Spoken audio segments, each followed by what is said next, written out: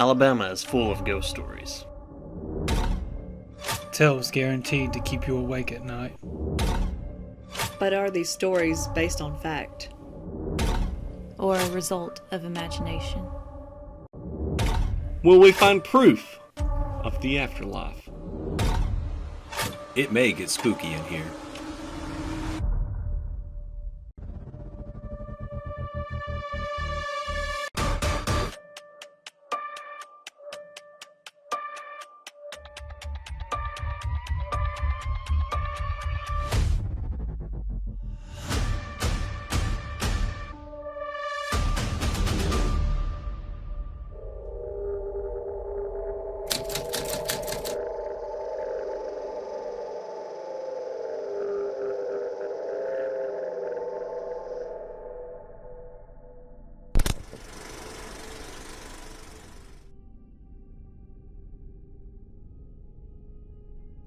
Located in historic Oxford, Alabama, stands the beautiful and the mysterious Oxanna Victorian mansion. The house was built in the late 1800s and has seen its fair share of owners during its existence. We came across the Oxanna house while looking for new locations for the series, and after securing a date with the home's owner at the time, Renee Medeiros, we were on the road once again, heading for Oxford, Alabama. Of course, we had to take in the sights along the way. And, of course, with a big investigation comes a big appetite. We stopped for a bite to eat at Cracker Barrel, and we ended up having to fight off the urge to trade in our cameras for horses and start robbing stagecoaches for a living. I mean, come on, how cool do we look here?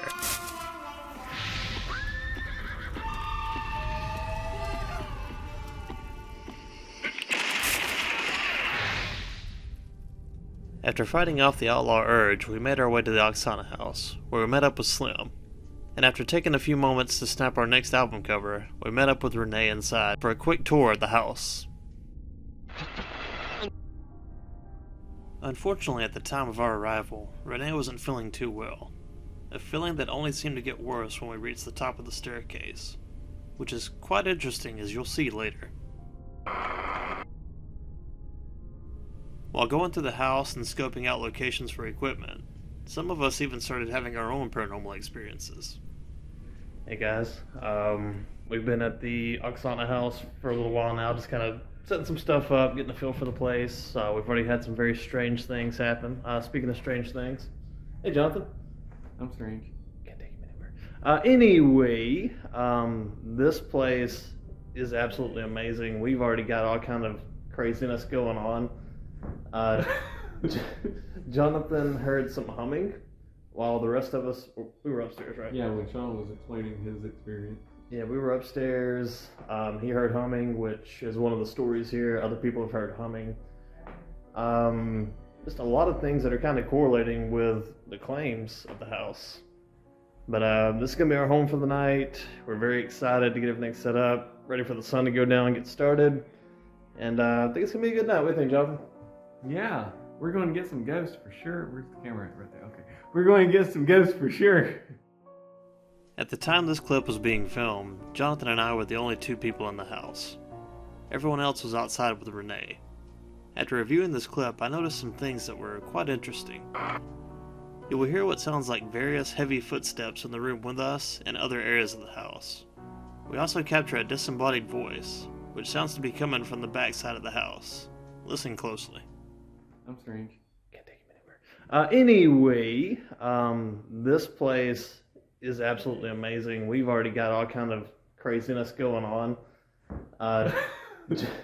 Jonathan heard some humming while the rest of us, we were upstairs, right? Yeah, when Shawn was explaining his experience. Yeah, we were upstairs. He heard humming, which is one of the stories here. Other people have heard humming. Just a lot of things that are kind of correlating with the claims of the house. But this is going to be our home for the night. We're very excited to get everything set up, ready for the sun to go down and get started. And I think it's going to be a good night. What do you think, Jonathan? Yeah, we're going to get some ghosts for sure. Where's the camera at? Right there. Okay. We're going to get some ghosts for sure. It's going to be great. Spookies everywhere. Spookies everywhere. Spookies everywhere. everywhere. Before this incident, however, Shawn was busy having an experience of his own while the rest of us were outside. Where you at, Shawn? In the kids' room. What's up? Dude. Almost instantly, like, you guys left, so I came up here. Yeah. Came up the stairs, I was feeling like the weird pressure feeling. So I just started talking. I was like, hey, I was introducing myself and telling everybody we're not here for any harm or anything. We just want to communicate or play games if they want to come play.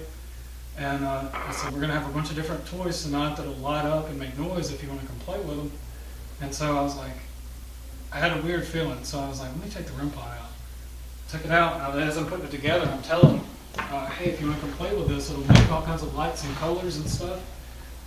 Did this, I set it down, and I know at first, when you're touching it, you got to give it a little bit. It's resetting. Yeah. No, dude, this thing started going all the colors, doing different stuff, and I was like, the more you touch it, the more it'll light up and everything. And it was like it kept going green at first. Yeah. Like almost like they were kind of like scared to mess with it.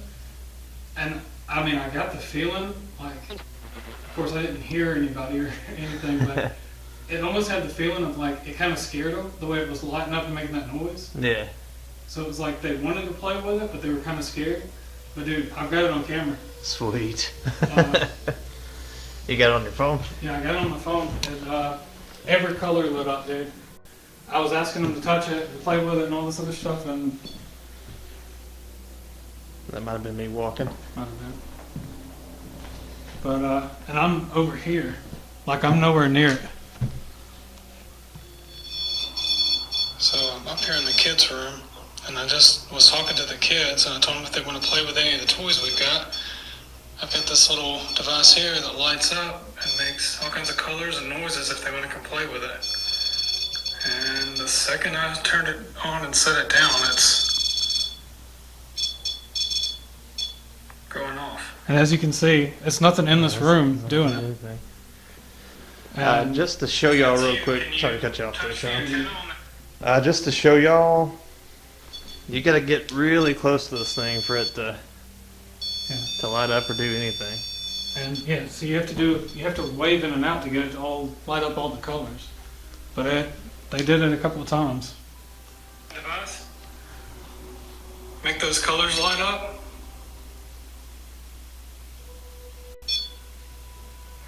Don't be afraid. I know it makes a loud noise, but it's okay. It won't hurt you.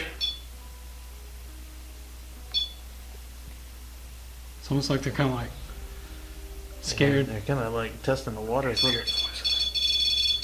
Also, Also just saw like a shadow or something that way. I saw something go past the freaking doorway out of the corner of my eye. That's one of the main stories. Like that toy? Is it? Up on this landing, they see the Lady Mary on Oh, really? on this landing.